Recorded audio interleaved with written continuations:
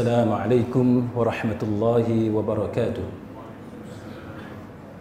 Innal hamdalillah nahmaduhu wa nasta'inuhu wa nastahdihi wa nastaghfiruh wa na'udzu billahi min shururi anfusina wa min sayyiati a'malina.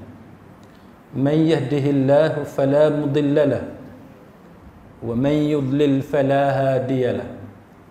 أشهد أن لا إله إلا الله وحده لا شريك له وأشهد أن محمدا عبده ورسوله.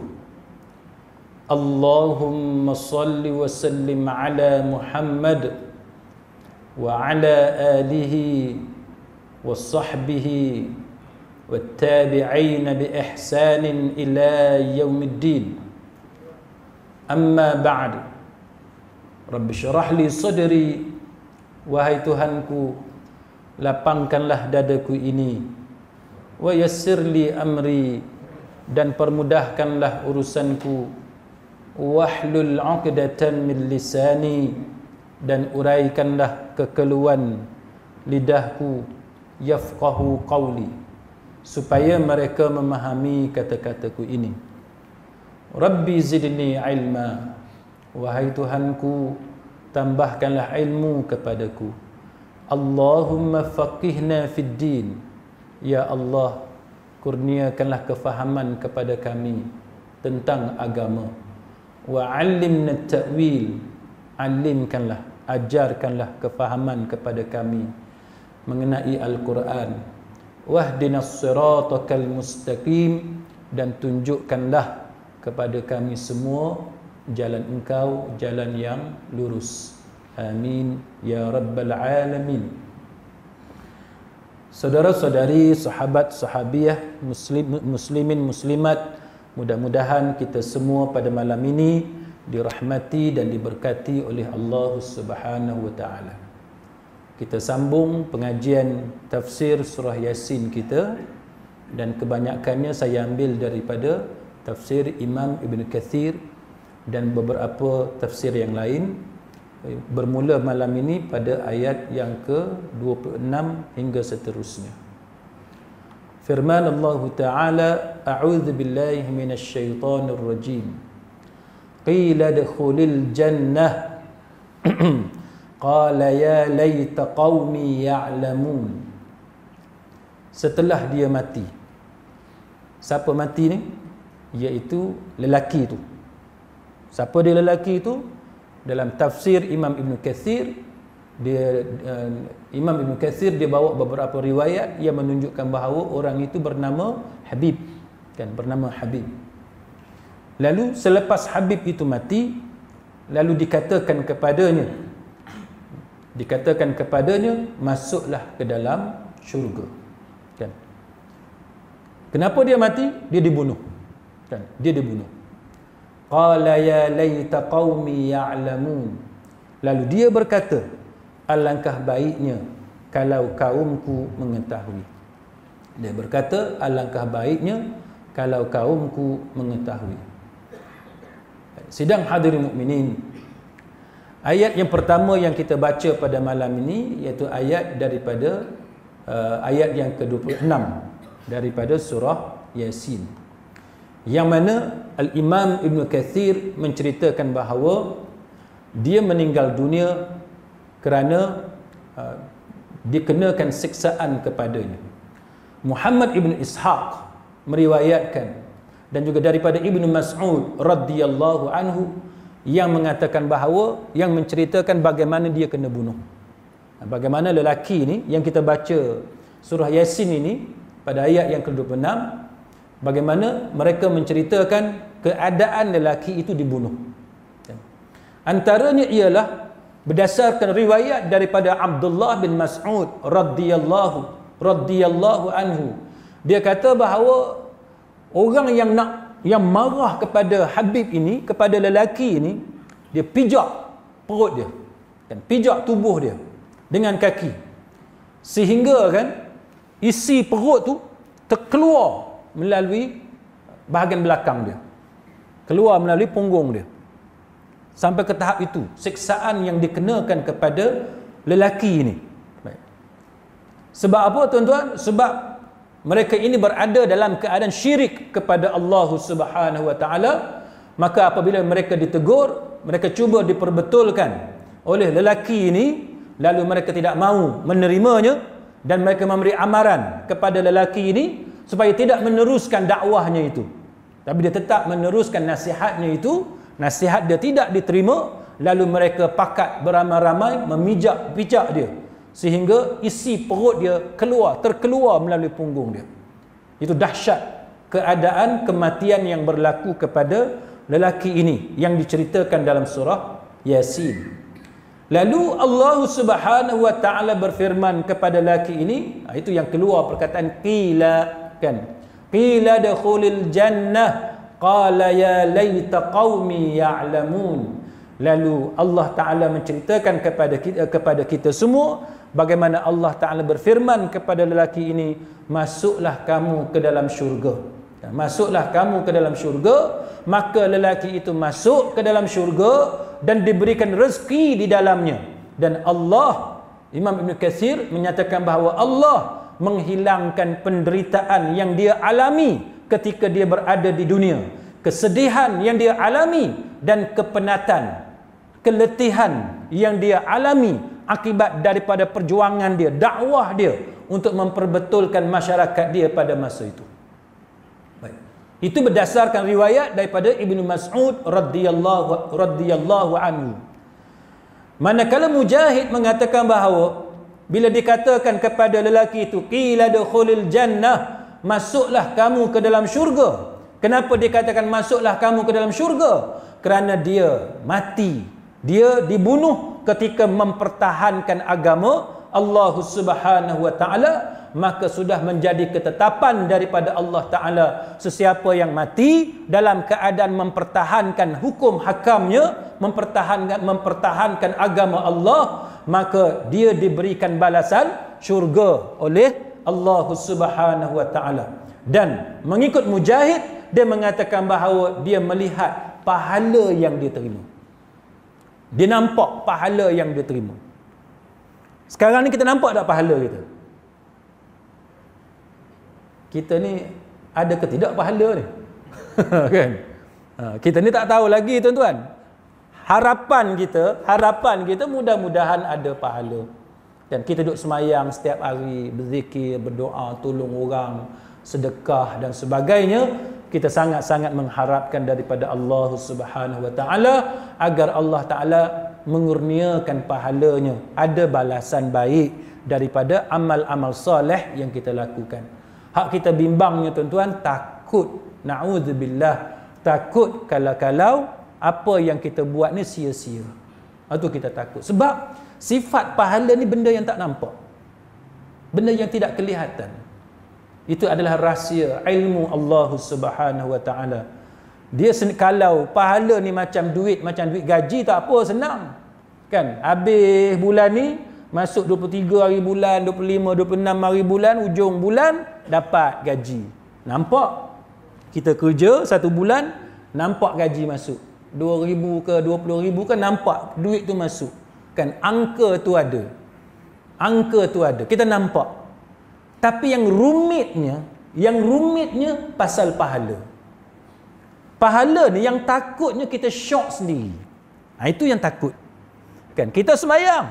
Rajinlah sembahyang ni. Kan, buat baik, tolong orang. Tapi rahsia Allah ni tuan-tuan, pahala tu Allah Taala buat dalam bentuk yang tidak nampak.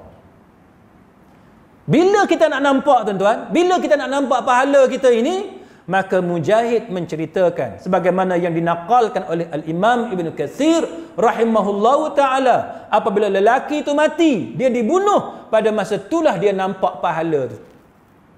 Pada masa tu dia nampak pahala. Kan? Maka apabila dia nampak pahala dia, macam mana bentuk pahala, saya pun tak tahu, tuan-tuan pun tak tahu. Kan? Tapi yang pasti, pahala ni benda yang semua orang perlu kepada dia. Kan? Yang nilai dia nilai dia dan keperluan manusia kepada dia jauh lebih hebat, diperlukan, lebih bernilai di sisi manusia di hari akhirat nanti berbanding dengan wang ringgit, harta benda yang ada sekarang. Tidak ada harta atas dunia hari ini, tidak ada currency, mata wang mana-mana pun dalam dunia hari ini yang boleh menandingi keperluan manusia, hajat manusia kepada pahala daripada Allah Subhanahu wa taala. Lalu tuan-tuan sekalian, bila dia nampak pahala itu mengikut Mujahid, dia kata bila dia nampak pahala itu yang dia kata dia kata ya laita qaumi ya'lamun. Dia kata alangkah baiknya sekiranya kaumku mengetahui. Mana kalau kaum dia yang duk tolak ajakan dia, dakwah dia itu, kalau kaum dia, masyarakat dia tahu macam tu pahala, alangkah baiknya. Agak-agak kita kat sini tuan-tuan, dekat Kampung Gua Syed Alwi ni, kalau orang kata nak bagi rumah percuma, banglo harga 1 juta, ada tak orang tak mau? Tak ada kan? Sebab apa? Sebab manusia yang waras, orang gila kita tak kira lah. Yang waras, kalau kata dapat hadiah 1 juta, banglo yang bernilai 1 juta, tak ada manusia yang waras yang tak mau. Pasti sekali kita pakat berlumba-lumba nak hambat hadiah yang kata 1 juta ni. Tak kira lah dalam bentuk banglo ke, kereta ke dan sebagainya, semua orang mahu. Jadi itu ibarat yang mudah betapa manusia ni sebenarnya dia perlu kepada harta di dunia. Tapi di hari akhirat dia bukan dalam bentuk harta. Di hari akhirat dia dalam bentuk pahala daripada Allah Subhanahu wa taala. Manakala Al-Imam Ibn Katsir mengatakan bahawa, menakalkan pendapat Qatadah kata, tidaklah engkau menjumpai orang-orang yang benar-benar beriman, mukmin, melainkan dia adalah seorang yang mengharapkan kebaikan bagimu, dan tidaklah engkau menemui dia sebagai seorang penipu. Itu riwayat daripada Qatadah.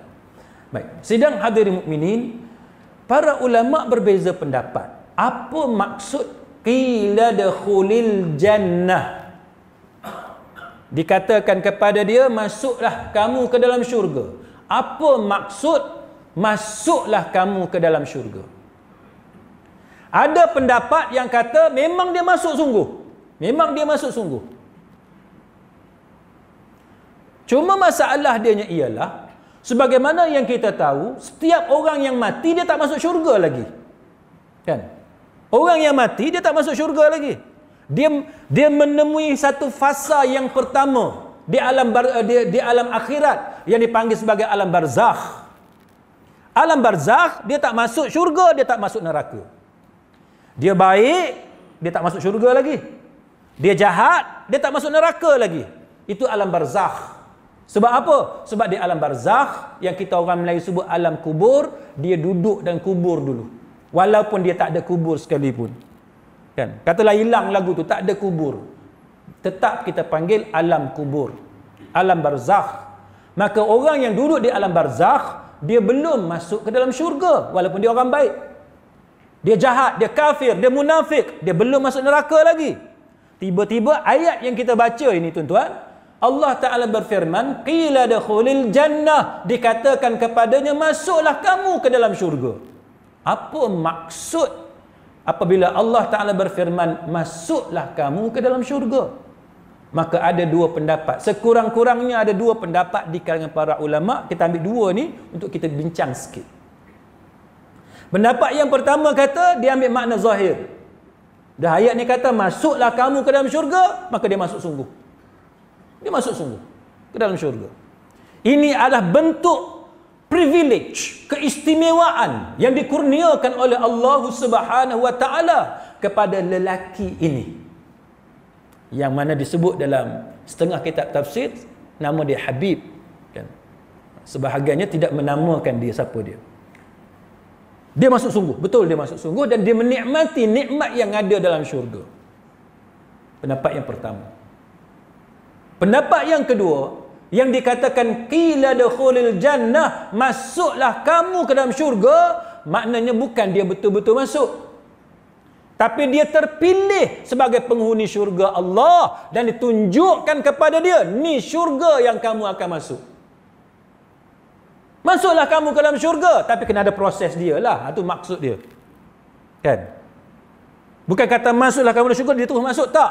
Masuklah kamu dalam syurga. Proses lah.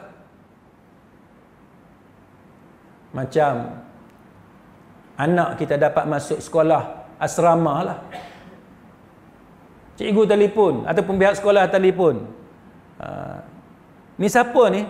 Ayah kepada Azman ke? Kan?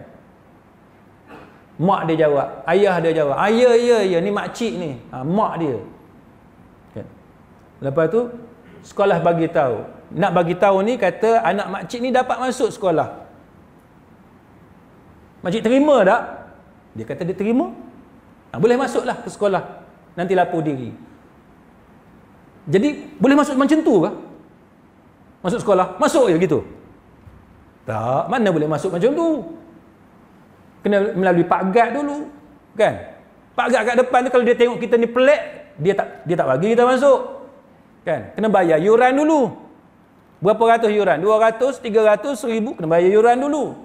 Itu maksudnya disuruh masuk atau ditawarkan kita masuk ke sekolah. Bukan boleh masuk macam tu.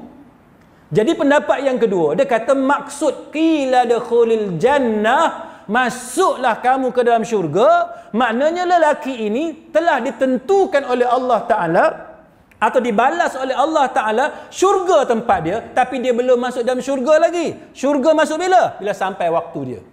Buat sementara dia di alam barzakh, dia di alam kubur, maka dipertontonkan kepada dia syurga yang dia akan masuk. Ini nikmat yang Allah Ta'ala kurniakan kepada orang yang akan menjadi penghuni syurga Allah. Jadi sebab tu tuan-tuan, kita antara perkara yang kalau boleh lah, kan, kalau boleh, antaranya kita nak meninggal di Madinah, kan, Baqi', perkuburan Baqi'. Pasal apa? Sebab dekat dengan maqam Rasulullah sallallahu alaihi wasallam dan dekat dengan sahabat-sahabat Nabi yang ternama, dan dalam Baqi' tu sendiri Nabi di makam di bilik Aisyah tu kan, tapi di perkuburan Baqi' tu sendiri ramai sahabat-sahabat Nabi dan ahli-ahli keluarga Nabi yang dikebumikan di situ. Kita pun kalau boleh nak meninggal di tempat yang ramai orang baik. Saya baru ni tuan-tuan, mak saudara saya meninggal dunia. Dia ni salah seorang daripada guru Quran saya. Dia salah seorang daripada guru Quran. Anak murid dia tuan-tuan ramai yang kita kata berjaya dalam pelbagai majlis tilawah, majlis hafal Quran, majlis tilawah, peringkat kebangsaan, peringkat negeri, ramai anak murid dia. Dia salah seorang guru Quran yang ternama lah di belah Kelantan. Jadi bila dia meninggal dunia ni, ramailah anak-anak saudara, anak-anak menakan duk berkumpul, anak-anak murid dia duk berkumpul, duk cerita pasal kubur. Duk cerita pasal kubur. Nanti bila mati nak tanam kat mana? Ada seorang tu dia kata dia nak duduk kat sebelah dengan guru Quran dia. Nak duduk sebelah, dia nak book awal-awal lagi. Nak booking. Kubur ni boleh tak booking? Saya kata kat dia, boleh. Memang semua kita akan mati pun. Kan? Cuma tak tahu bila nak mati tu. Kan? Tak tahu bila nak mati. Masalah kita ni tuan-tuan, bila bercakap pasal kubur, masing-masing nak duduk sebelah orang ni, nak duduk kubur dengan orang baik, nak mati dekat Madinah, nak mati dekat apa, ditanam di perkuburan Baqi' dan sebagainya. Soalan dia tuan-tuan, yang kita bercita-cita nak duduk dengan orang soleh tu baguslah. Tapi soalan dia, kita buat dah usaha untuk melayakkan kita berada bersama-sama dengan orang soleh. Cita-cita tu bagus. Masuk syurga, ya, semua orang nak masuk syurga. Saya nak masuk syurga, tuan-tuan juga nak masuk syurga. Kita nak ditanam bersama dengan orang-orang yang baik. Ya, semua orang mau macam tu. Tetapi adakah kita melakukan usaha untuk melayakkan kita berada pada tempat yang sebegitu? Jadi kita ni tuan-tuan sekalian kena ada usaha. Kita tak boleh hanya bercakap sahaja bahawa kita ingin berada pada tempat yang sedemikian. Baik. Pendapat yang seterusnya, dia kata tak masuk syurga lagi. Kan? Tadi masuk syurga. Betul masuk syurga. Dan dia menikmati syurga itu. Maka timbullah perbahasan sama ada syurga sudah ada ataupun belum. Kan? Adakah bila seseorang itu dia meninggal dunia, maka dia terus masuk ke dalam syurga, atau apa maksud yang dikatakan masuklah kamu ke dalam syurga? Maka ini antara perkara yang dibahaskan oleh para ulama. Di antaranya ialah sekarang ni syurga ada ke tak ada? Kan? Sekarang ni syurga ada ataupun tidak ada? Maka di kalangan ahli sunnah wal jamaah, para ulama ahli sunnah wal jamaah mengatakan bahawa syurga dah ada, neraka pun dah ada dah sekarang. Kan? Syurga dah ada, neraka pun dah ada.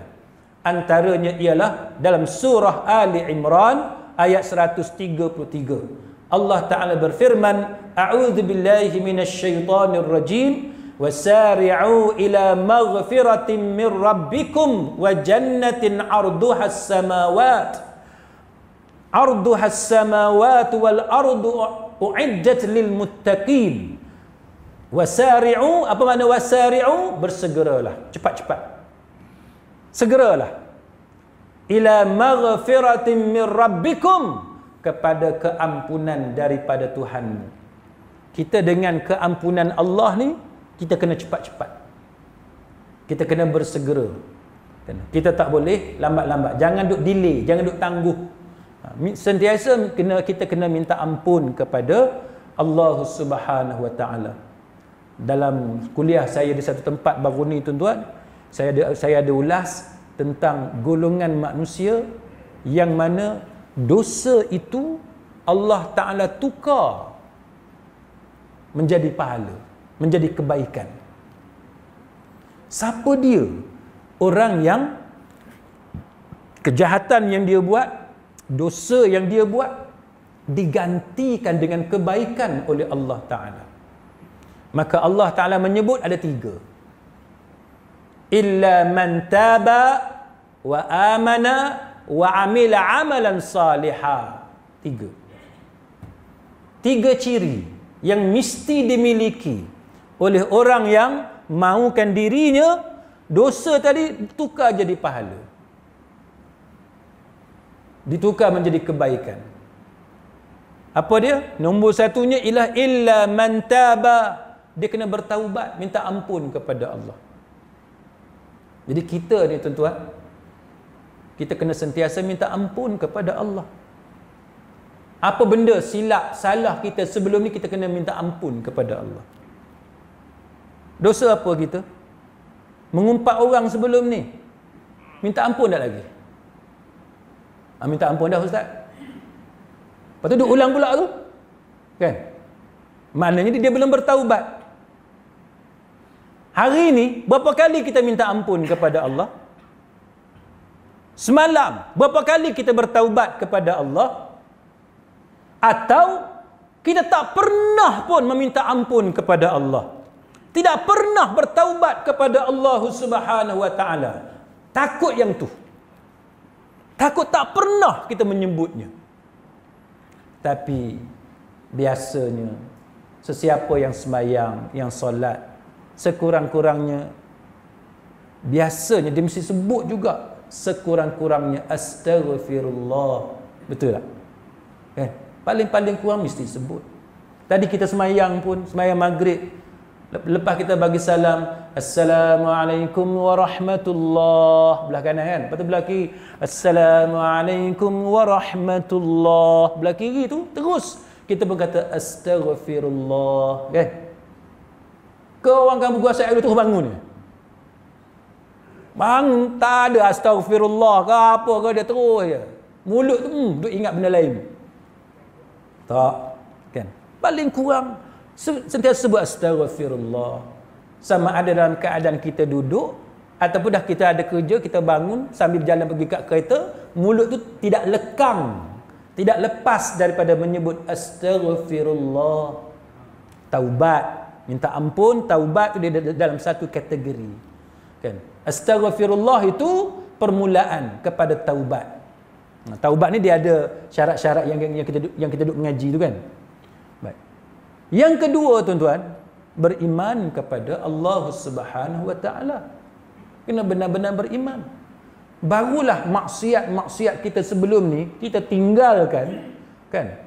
Kita tak mau dah maksiat sebab Allah Taala murka. Kita yakin dan percaya kepada Allah menyebabkan kita tak mau dah maksiat. Lalu digantikan dengan kebaikan-kebaikan oleh Allah Taala.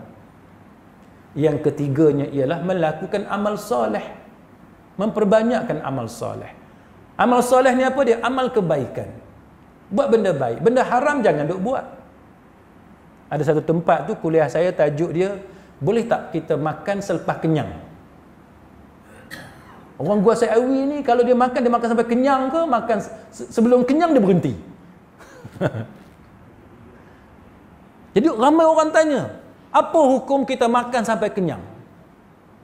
Banyak fatwa tuan-tuan. Syekh bin Baz rahimahullahu taala dalam Lajnah Daimah lil Buhuth Ilmiah wal Ifta, dia kata apa tuan-tuan? Dia kata makan sampai kenyang tu boleh. Sebab dalam satu peristiwa Rasulullah sallallahu alaihi wasallam lapar. Nabi lapar. Nabi pun keluar daripada rumah. Lepas tu jumpa dengan Abu Bakar Siddiq. Abu Bakar pun lapar juga. Lepas tu jumpa dengan Umar Khattab. Umar pun lapar juga. Tiga-tiga ni. Nabi, Abu Bakar Siddiq, Umar Khattab, tiga-tiga orang ni lapar. Bila lapar tuan-tuan, pergi rumah seorang sahabat daripada kaum Ansar. Bila pergi ke rumah kaum Ansar ni, sahabat kaum Ansar ni tuan-tuan, bila Nabi datang, Abu Bakar datang, Umar datang, dia sembelih kambing. Jamu dekat Nabi, Abu Bakar dengan Umar. Tuan-tuan ada tak kawan-kawan datang rumah sembelih kambing? Ada? Kalau ada tolong habaq saya nak pergi kan. Sembelih kambing ni.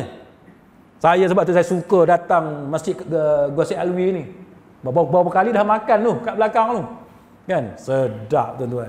Ada orang cerita kat saya, kalau masakan hak paling sedap dia perlih ni kampung Gua Syed Alwi, dia kata. Sungguh kena ikan dia tu apa semua tu, ya Allah tuan-tuan. Memang sedap. Itu yang kalau setiap kali hari Isnin, minggu keempat teringat kampung Gua Syed Alwi. Kan makan sedap. Salah ke kita makan banyak tuan-tuan sampai kenyang? Sedawa. Orang putih kata burping. Kan? Sendawa. Keluar angin. Sendawa. Jangan makan. Haram. Lagu tu ke? Ke orang kampung Gua Syed Alwi ni makan sampai 2 kali kenyang. Dah sedap sangat. Dia belasah sampai 2 kali makan. Apa hukum dia? Jadi ada orang tanya kepada Lajnah Daimah lil Buhuth Ilmiah wal Ifta, yang masa tu pengerusi dia Syekh bin Baz. Dia kata berdasarkan peristiwa Nabi tadi, Nabi, Abu Bakar dengan Umar ni, dia pergi rumah kaum sahabat kaum Ansar. Sahabat ni dia sembelih kambing, jamu Nabi makan ni sampai Nabi kenyang. Nabi kenyang, Abu Bakar kenyang, Umar pun kenyang. Maka Syekh bin Baz mengatakan bahawa itu dalil yang menunjukkan bahawa makan sampai kenyang memang boleh, bukan tak boleh. Cuma soalannya, kalau kita dah kenyang, boleh tak kita makan lagi sekali? Makan lagi. Apa kata ulama kampung Gua Syed Alwi? Dah pandai masak sangat kan? Pandai masak ni, depan ni lauk macam-macam ni. Kenyang dah. Makan tak lagi? Masih teruskan makan ataupun berhenti? Bila dah kenyang? Makan? Tu orang perempuan kat belakang kata makan lagi. Soalan dia boleh ke tak boleh? Maka Syekh bin Baz rahimahullahu ta'ala dia kata boleh makan lagi. Dia kata boleh makan lagi selagi tidak memudaratkan kita. Macam mana? Contohnya lepas makan dah kenyang dah, basuh tangan apa, dah kenyang ni, basuh tangan semua, makan kacang. Kan? Makan kacang. Okey? Sebab kacang tu dia sikit sangat. Apa orang kata? Kalau peti tu penuh, setakat nak bubuh handkerchief, sapu tangan tu boleh muat lagi. Lagu tu lah. Kan? Setakat bubuh kacang, tak ada masalah kacang. Ataupun, apa dia? Aiskrim. Ustaz, ambillah aiskrim sikit ni, ada aiskrim sikit ni, satu mangkuk. Makan aiskrim. Perut penuh, tapi makan aiskrim. Mudarat ataupun tidak? Tidak mudarat. Boleh. Kan? Ataupun, ada kepala ikan, hak tak habis lagi tu. Kan? Mereka pun dah tengok ustaz letak kepala ikan depan ustaz. Ustaz tolong perhabis kepala ikan. Boleh. Kan? Lepas ni buah kepala ikan depan saya. Kan? Nak cerita sikit boleh tak tuan-tuan? Ada cerita sikit. Sahabat kami buat jamuan. Dia kata, ustaz, minta datang rumah, kata ada jamuan. Saya kata, okey. Ada jamuan apa? Dia kata, adalah sikit-sikit. Tapi ada kambing, ustaz, kata. Ada kambing. Saya ni bukannya penggemar kambing, tuan-tuan. Makanlah, tapi tidak penggemar kambing. Tak ada lah nak cerita ke orang, aku makan kambing hari ni. Tak. Makan tu makan, tapi tidaklah rasa hebat sangat kalau boleh makan kambing. Tapi dalam keluarga saya, ada beberapa orang hak suka sangat kambing. Isteri saya, anak saya, ni geng-geng kambing belaka ni. Geng kambing.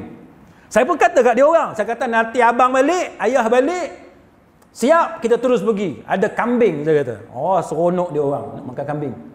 Pergi makan kambing. Pergi makan kambing. Anak saya ni tuan-tuan, dia suka kambing, dia ambil hak kepala tu. Dia ambil hak kepala kambing. Saya kata dia ni. Kan?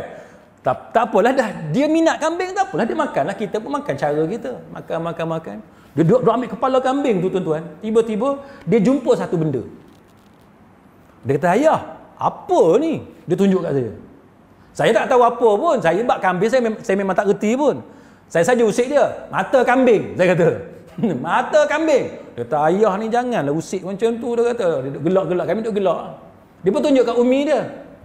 Umi, apa benda ni? Pelik je. Umi dia tengok, betul lah mata kambing. Dia kata, mata kambing.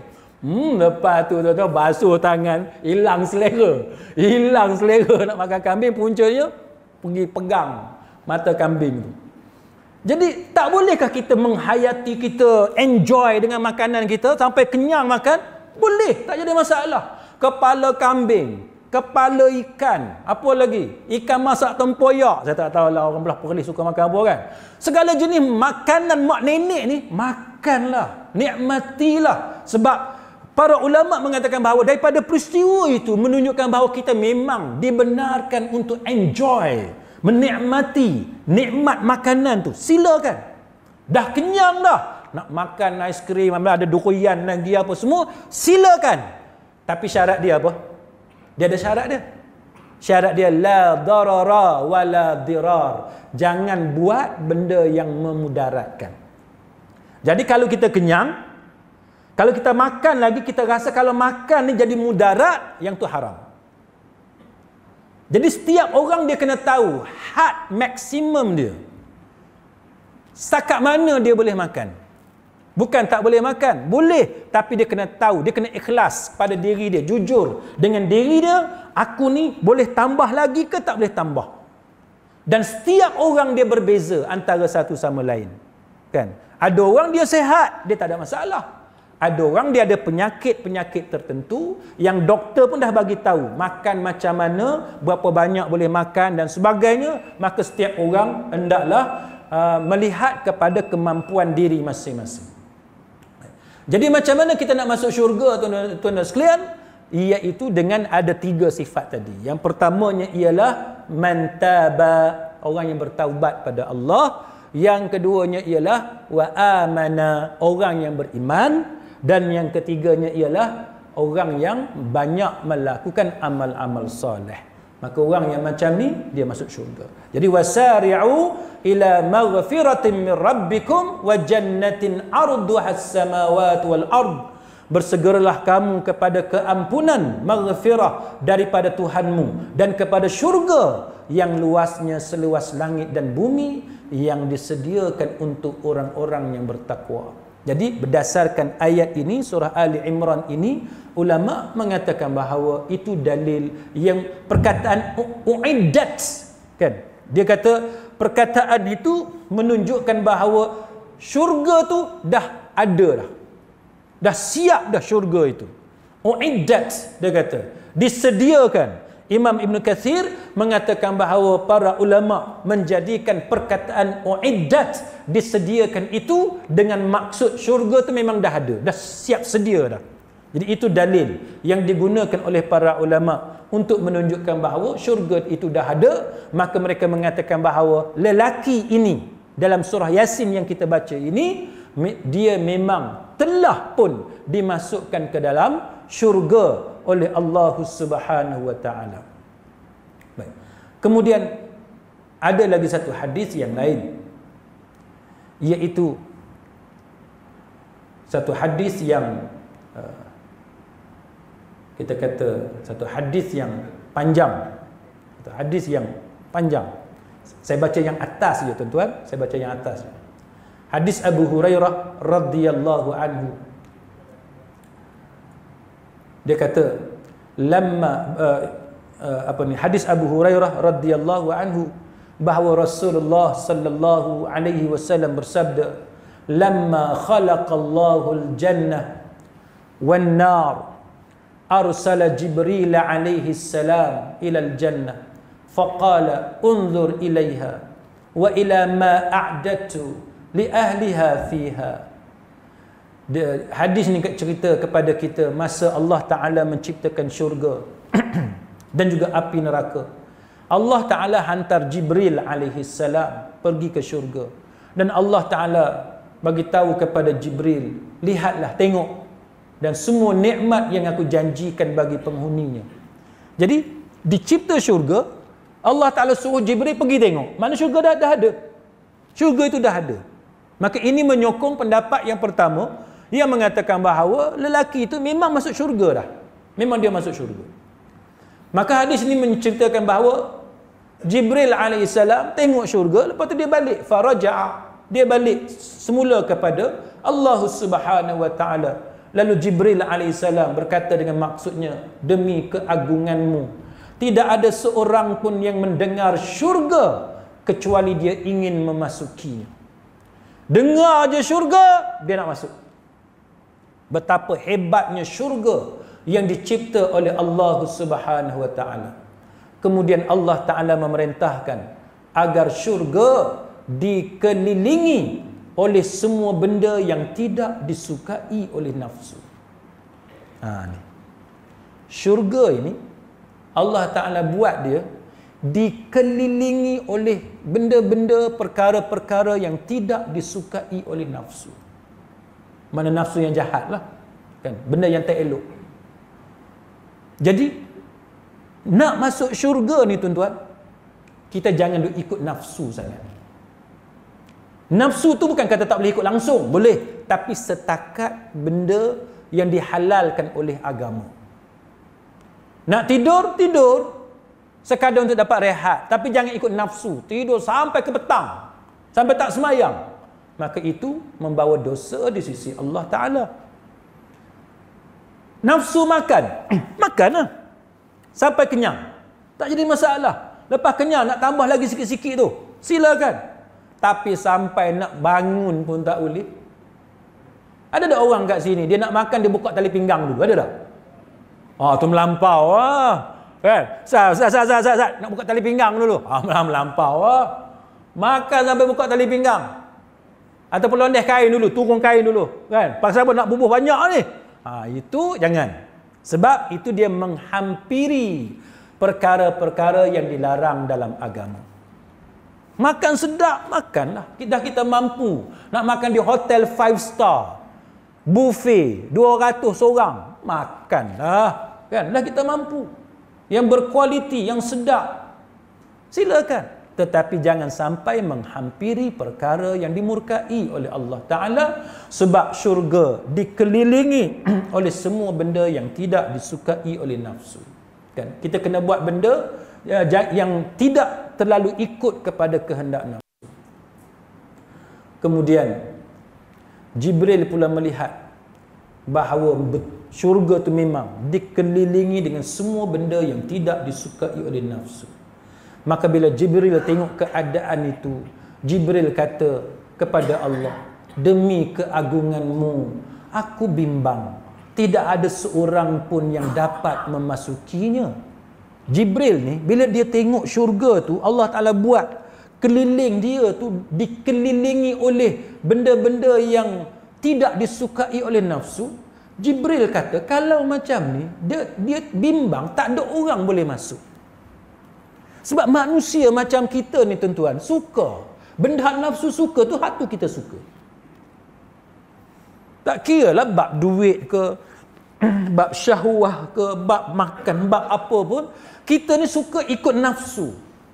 Maka Jibril alaihi salam bila dia tengok syurga tu, dia kata dia bimbang kalau syurga ni tak ada orang dapat masuknya.